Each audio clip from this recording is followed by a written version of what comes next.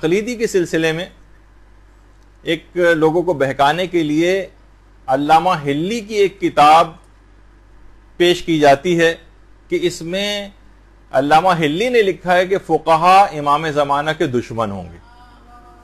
اللہم صلی علی محمد و علی محمد.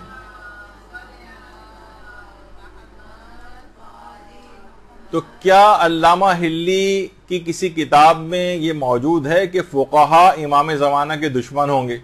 اچھا، باقاعدہ سوشل میڈیا کے اوپر، یہ سوشل میڈیا کی پوسٹ ہے جو آپ کے سامنے مینوان ہم نے ویسے ہی اس کو لے آئے ہیں. اس کی ہیڈنگ یہ لگائی گئی ہے وہ فقہا جن کی تقلید کی جا رہی ہوگی مولا امام قائم کے دشمن ہوں گے.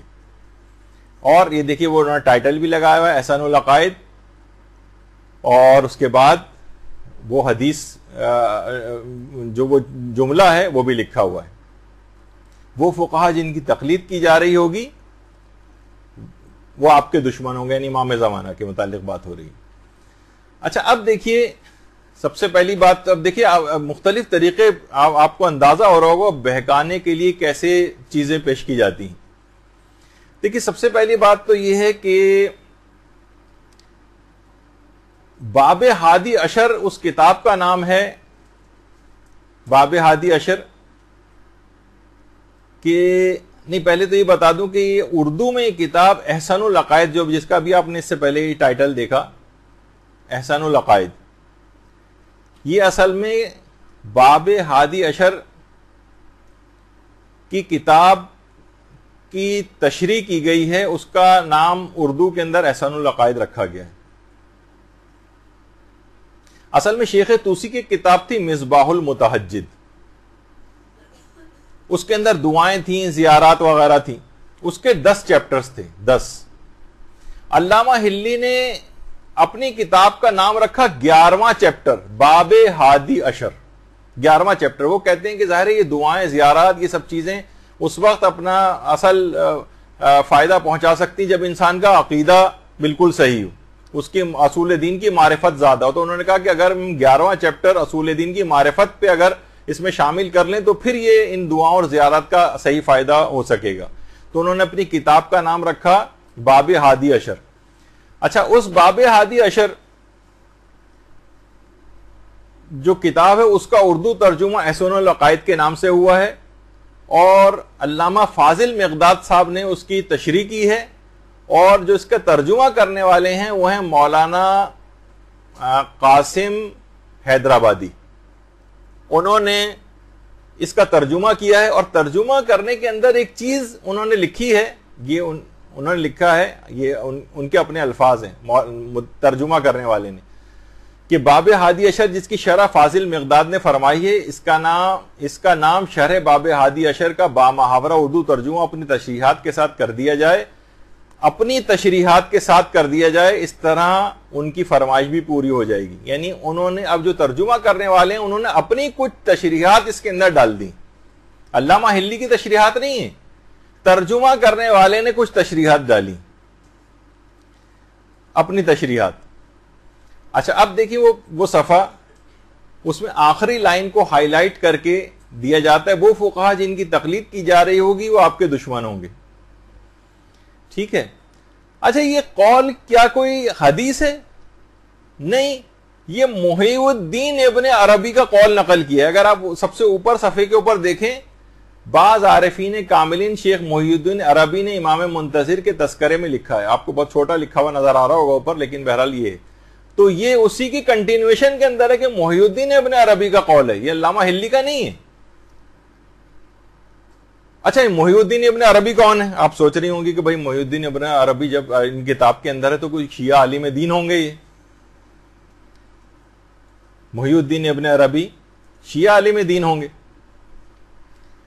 تو اچھا، اس نے پہلے لکھا کیا ہے کہ جو بھی امام مہدی سے جنگ کرے گا وہ ذلیل و رسوا ہوگا. امام مہدی حقیقی دین کو ظاہر کریں گے، اور اگر رسول خدا بھی ہوتے تو وہی دین کو ظاہر کرتے جو قائم آل محمد لے کر آئیں گے، اور وہ فقہا جن کی تقلید کی جا رہی ہوگی وہ آپ کے دشمن ہو جائیں گے، لیکن آپ کی تلوار کے خوف اور رعب اور مال دنیا کی لالچ کی وجہ سے آپ کے زیر اثر ہو جائیں گے. اب کیا محی الدین ابن عربی شیعہ تھا؟ اب یہ دیکھیے آیت اللہ میلانی سے پوچھا گیا کہ آپ یہ شیخ محی الدین ابن عربی صاحب فتوحات مکیہ اس کے متعلق آپ کی کیا رائے؟ نیچے جواب آپ پڑھیں بسم تعالی السلام علیکم او قطعاً شیعہ نیست، وہ ہرگز وہ شخص شیعہ نہیں تھا محی الدین ابن عربی جس کا قول ہے کہ فقہاء امام زمانہ کے خلاف ہو جائیں گے۔ پھر دوسرا سوال ان سے پوچھا گیا آیت اللہ میلانی سے کہ آپ کی ابن عربی کے متعلق کیا رائے ہے؟ تو انہوں نے جواب میں لکھا او سنی متعصب است، وہ متعصب سنی تھا، اس کا قول۔ اچھا پھر فقہاء کی ایک بہت بڑی تعداد نے، ابھی میرے پاس وقت بالکل نہیں بچ پا رہا ہے کیونکہ اس کے بعد اگلا لیکچر بھی ایک ہوگا، تو ان سے بھی آیت اللہ شاہرودی سے پوچھا گیا کہ کیا ابن عربی منحرف شخص تھا؟ انہوں نے کہا جی ہاں ایک منحرف شخص تھا، اسلام سے ہی منحرف تھا۔ اور پھر اس کے بعد آیت اللہ سیستانی کا بھی فتویٰ پوچھا گیا، بہت ساری سائٹس بنائی گئی ہیں جس کے اندر عرفان محی الدین ابن عربی پڑھایا جاتا ہے، اس میں مختلف سائٹس پہ بھی موجود ہے، کتابیں بھی ایسی لکھی گئی ہیں۔ تو بہرحال انہوں نے کہا کہ یہ شخص ہے، میں اس کی تائید نہیں کرتا اس کے افکار کی، اور اعتقادات وہی ہیں جو اکابر علماء شیعہ نے مطابق قرآن مجید اور روایت اہل بیت کے مطابق لکھی ہیں، اسی کے مطابق عمل کیا جائے، اس کی باتوں کو یعنی دھیان نہ دیا جائے۔ تو آیت اللہ سیستانی نے بھی باقاعدہ اس کی محی الدین ابن عربی کے متعلق منفی رائے دی ہے، اس طرح آیت اللہ شبیری زنجانی نے بھی، اور اس کے علاوہ آیت اللہ صادق روحانی جو ہیں انہوں نے بھی باقاعدہ فتویٰ دیا ہے، اور اس کے اندر کہا کہ حتیٰ کہ معاویہ اور محی الدین ابن عربی تھا، معاویہ اور متوکل کی بھی ولایت ظاہری و باطنی کا قائل تھا، یعنی آپ سوچئے کہ وہ اس طرح کا شخص تھا۔ بلکہ وہ کہتا تھا، انہوں نے اپنے فتوے میں لکھا ہے، وہ کہتا تھا کہ میں نے عالم کشف شہود میں شیعوں کو خنزیر کی شکل کے اندر دیکھا، شیعوں کے خلاف اتنا تھا۔ تو آپ بتائیے کہ ایسے شخص کی یعنی ہم اس کے قول کو اپلائی کر کے اور اس کی بات کو مان لیں، محی الدین ابن عربی نے کہا ہے کہ فقہاء امام زمانہ کے خلاف ہو جائیں گے، ہم اس کی بات کو لیں۔ ناصر مکارم شیرازی نے بھی اس کے بہت سے عقائد کے متعلق جو ہے اس کے خلاف جو فتویٰ دیا، آیت اللہ نوری حمدانی نے دیا، اتنا وقت نہیں ہے اس وجہ سے میں اس کو چھوڑتے ہوئے آگے جا رہا ہوں، آیت اللہ صافی گل پائگانی اور بہت سارے فقہاء کے اور۔ اچھا کچھ علماء نے محی الدین ابن عربی کی بعض باتوں کی تعریف کی، ظاہر ایک بہت بڑا ایک فلسفی تھا، بہت عرفانی قسم کی باتیں بھی کرتا تھا، امام خمینی نے بھی کچھ جگہوں پر اس کی تعریف کی، لیکن اس کی یہ معنی نہیں کہ تعریف کرنے سے مراد کبھی بھی یہ نہیں ہوتا۔ دیکھیے علمی حلقوں میں جب کسی خاص بات کی تعریف کی جاتی ہے نا تو کبھی اس سے کہ یہ معنی مراد نہیں ہوتے کہ اس کے تمام افکار کی تائید لازم آ جائے۔ مثلا شہید مطہری نے بہت سے مغربی فلسفیوں کی تعریف کی، لیکن اس کے یہ معنی نہیں کہ مغربی فلسفی جو غیر مسلم فلسفی تھے ان کے سارے فلسفی کلام بالکل ٹھیک ہے، نہیں، ایسا نہیں۔ تو چند ایک نے کچھ باتوں کی اس کی تعریف کی، لیکن اس سے یہ لازم نہیں آتا کہ وہ تمام باتوں کے اندر وہ شخص صحیح تھا۔ اور زیادہ تر تقریباً 98% شیعہ علماء اس کے بلکہ کفر اور الحاد تک کے جو ہے اس کے قائل ہیں، اس کے گمراہ ہونے کے قائل ہیں۔ تو بہرحال اس شخص کی بات کو ہم پر تھوپا نہیں جا سکتا ہے۔ اچھا کیا علامہ ہلی کی کتاب میں فقہاء کے لیے کوئی حدیث ہے؟ تو علامہ ہلی کی اصل اپنی کتاب کے اندر کوئی نہیں، بلکہ کوئی حدیث ہی نہیں ہے، وہ تو ابن عربی کا قول ہے۔ اچھا کیا خود ابن عربی تمام فقہاء کے خلاف تھا؟ تو اس کی جو کتاب ہے روح القدس فی مناصحۃ النفس، اصلاح نفس کا آئین حق، اس کے نام سے اردو ترجمہ بھی اس کی کتاب کا ہو چکا ہے۔ اس نے باقاعدہ اس میں کہا ہے ابن عربی نے کہ خدا آپ کو میرے متعلق بدگمانی سے بچائے، کبھی یہ گمان نہ کرنا کہ میں فقہاء کو ان کے فقیہ ہونے یا فقہ پڑھانے کی وجہ سے برا سمجھتا ہوں۔ کوئی مسلمان ایسا سوچ بھی نہیں سکتا، کیونکہ علم شریعت کا بہت بلند مرتبہ ہے، روز روشن کی طرح آیا ہے۔ صرف میں ان فقہاء کو برا کہتا ہوں جن کا مقصد لوگوں کی توجہ حاصل کرنا اور فقط بحث و مباحثے میں وقت گزارنا ہے۔ میں فقہ کے بلند مقام ہونے کا انکاری نہیں ہوں، کیونکہ میں نے حدیث سن رکھی کہ خدا جب کسی کی بھلائی چاہتا ہے تو اسے علم فقہ عطا کرتا ہے۔ البتہ کچھ جعلی فقہاء جنہوں نے اپنے نفس اور اپنی جو نفس اور شہوت کے تابع ہیں، شیطان ان پر قابض ہے، ان کے ہاتھوں اہل اللہ کو اذیت پہنچتی ہے، ان کی گواہیوں سے اہل اللہ کی ہلاکت ہوتی ہے، میں ان کے خلاف ہوں۔ تو آپ نے دیکھا کہ دنیا دار، نفس و شہوت کے تابع، لوگوں کو اذیت دینے والے، گواہیوں سے لوگوں اہل اللہ کو ہلاک کرنے والے فقہاء کے خلاف اس نے بات کہی، نہ کہ سب فقہاء کے خلاف۔ اور یہ دیکھیے وہ فقہاء کے خلاف یعنی جو ایسے فقیہ وہ آپ دیکھتی ہیں قاضی نور اللہ شوستری، اس کو باقاعدہ قاضی نور اللہ شوستری جو ہمارے عالم گزرے ہیں، شہید ثالث جو جن کا مزار بھی ہے آگرہ میں، تو وہاں ان کو مفتیوں نے فتویٰ دے کر ہی قتل کروایا تھا. اور کتنے ہی ہمارے علماء ایسے گزرے ہیں کہ جو باقاعدہ جن کو فتوے دینے کی وجہ سے جن کو قتل کیا گیا، تو ان کی مذمت کر رہا ہے ابن عربی، نہ کہ اچھا وہ بھی اپنے فرقے اور مسلک کے علماء کی مذمت کر رہا ہے. باقاعدہ شیخ سلیمان حنفی قندوزی جو مفتی اعظم قسطنطنیہ کہا جاتا ہے، یا نابی المودہ کے نام سے جن کی کتاب بھی ہے، اس میں بھی انہوں نے محی الدین ابن عربی کے اس قول کو لکھا ہے، لیکن حدیث کا نقل نہیں کیا ہے. تو بہرحال انہوں نے جو عبارت نقل کی ہے علامہ قاسم نے، انہوں نے بھی عبارت پتہ نہیں کہاں سے نقل کی، کیونکہ عبارت اس کے برخلاف ہے جو اصلاً عبارت ہے. ملا صدرہ جو ہمارے عالم گزرے ہیں، یا ملا محسن فیض کاشانی، انہوں نے بھی اس کی جو عبارت نقل کی ہے اس کے بالکل برخلاف ہے.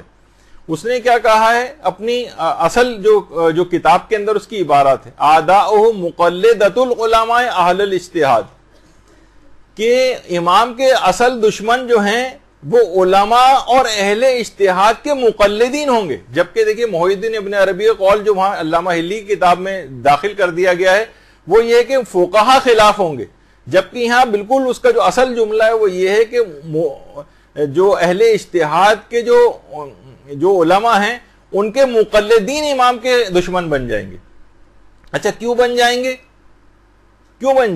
ما یرانہ من الحکم بخلاف ما ذهب الیہ ائمتہم، کہ جب وہ یہ دیکھیں گے، یعنی امام کے دشمن علماء اور اہل اجتہاد کے مقلدین ہوں گے، خود علماء مجتہدین نہیں ہوں گے.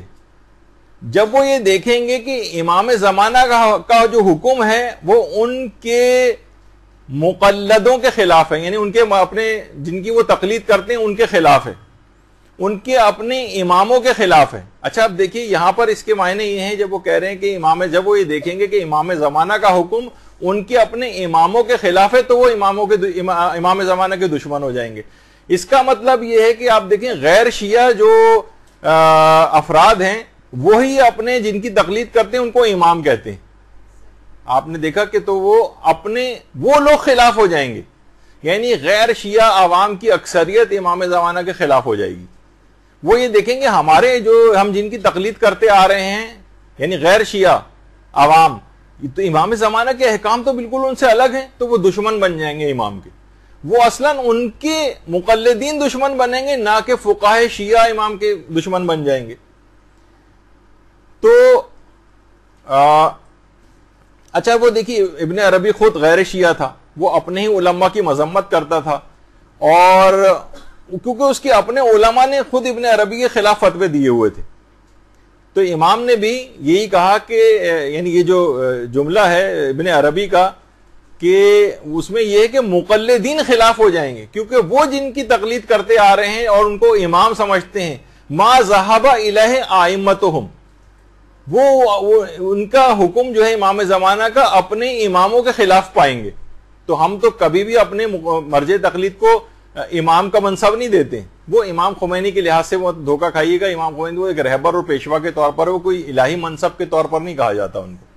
جس طرح ہم امام جماعت کہہ دیتے ہیں کہ امام آگے کوئی بھی شخص کو رہبری کرنے والا ہے، لیکن وہ یہاں ائمتہم کے معنی کہ وہ ایسے افراد ہوں گے کہ ان کی تقلید میں بھی ہیں اور اب اپنے اماموں کے خلاف پائیں گے تو ان کے خلاف ہو جائیں گے، اور وہ بھی غیر شیعہ عوام کے متعلق اس کا یہ جملہ ہے. تو اب آپ دیکھیں کہ یہ جو ہیں افراد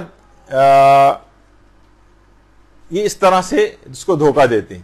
اچھا ایک بات اور بتا دیجئے کہ یہی والی جو روایت ہے جو بھی آپ کے سامنے علامہ ہلی کی کتاب کے اندر محی الدین ابن عربی کا جو قول ڈالا گیا ہے،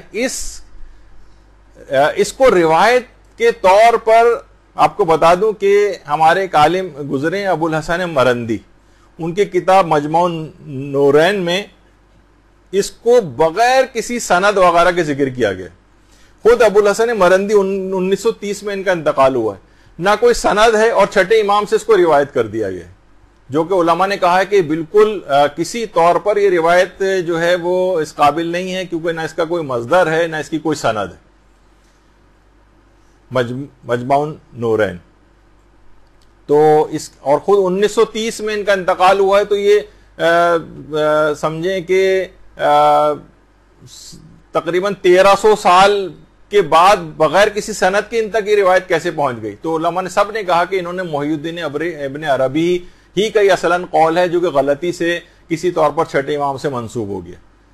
تو بہرحال اور ابن عربی نے فتوحات مکیہ کے اندر بھی اس بات کو لکھا ہے، اور وہی والے جملے ہیں کہ جو امام کے دشمن ہوں گے وہ علماء کے اہل اجتہاد کے ان مقلدین امام کے دشمن ہو جائیں گے جب وہ امام کا حکم اپنے جو آئمہ ہیں ان کے خلاف پائیں گے. تو اس کا معنی یہ ہے کہ یہ سب جو افراد ہیں یہ سارے کے سارے یہ ایک غلط طور پر نہ وہ کوئی اس لحاظ سے حدیث ہے نہ وہ حدیث ثابت ہے، وہ علامہ حلی کی کتاب کے اندر بھی موجود نہیں ہے، وہ ترجمہ کرنے بلکہ جس نے شرح کی ہے فاصل مقداد انہوں نے بھی نہیں لکھی، بلکہ مولانا قاسم نے اپنے طور پر ابن عربی کا قول نقل کر دیا ہے. اس کے اندر ابن عربی کا قول بھی کہ فقہا دشمن ہو جائیں گے یہ کسی جگہ نہیں، جو اس کی اپنی کتاب فتوحات مکیہ میں اس میں کہ مقلدین دشمن ہو جائیں گے، فقہا نہیں. تو اس کو تھوپ دیا گیا ہے شیعہ فقہا کی طرف کہ دیکھیں ہمارے جو شیعہ فقہا ہیں ان کی مذمت خود روایات کے اندر آئی ہے. خود علامہ حلی نے لکھا ہے کہ یہ آ کر امام زمانہ کے خلاف ہو جائیں گے، یہ تو صرف مال دنیا کمانے وغیرہ کے لیے اور امام کی تلوار کے زیر اثر صرف خاموش رہیں گے. تو آپ نے دیکھا کہ کیا سے کیا بات تھی اور اسے کس انداز سے بنا کر جو ہے پیش کیا گیا، اور اس انداز سے لوگوں کو دھوکہ دیا جاتا ہے. تو آپ نے دیکھا بھی ہم نے صرف 3 باتیں، صرف 2 تو روایات کا تجزیہ و تحلیل کیا، اور اس کے علاوہ جو عقلی طور پر صرف ایک چیز پیش کر دیں کہ دیکھیے مقلدین جو ہے ان کے گلے میں پٹا ڈال کے ان کو کھینچا جا رہا ہے تاکہ متنفر کیا جا سکے ان کو شیعہ فقہا سے اور تقلید چھڑائی جا سکے. تو ان سب کے معنی اور مفاہیم کتنے الگ ہیں، اس کے اندر کتنی دقیق باتیں ہیں، کس طرح سے جھوٹی چیزوں کو پھیلایا جاتا ہے، اور لوگ بڑے آرام سے اس کے بعد تمام جاہل قسم کے افراد ہیں وہ اٹھا کے ان پوسٹروں کو ہر جگہ شیئر کرتے ہیں کہ دیکھیے امام نے فقہا کے خلاف یہ فرمایا، یہ دیکھیے امام فرما رہے ہیں کہ تقلید سے دور بھاگو، بغیر کسی تحقیق کیے.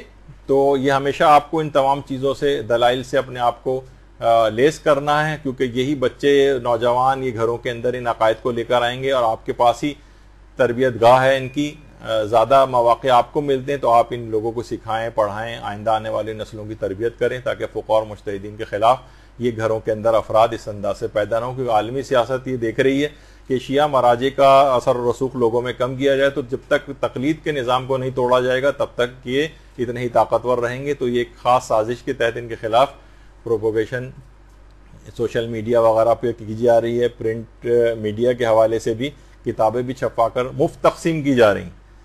تو یہ آپ لوگوں کو بہرحال اس لحاظ سے آگاہ کرنا تھا. اور ابھی ہماری گفتگو امید ہے کہ چند اور جو احادیث اس سلسلے میں پیش کی جاتی ہیں وہ آپ کے سامنے پیش کی جائیں گی. برحمتك يا أرحم الراحمين وصلى الله على محمد وآله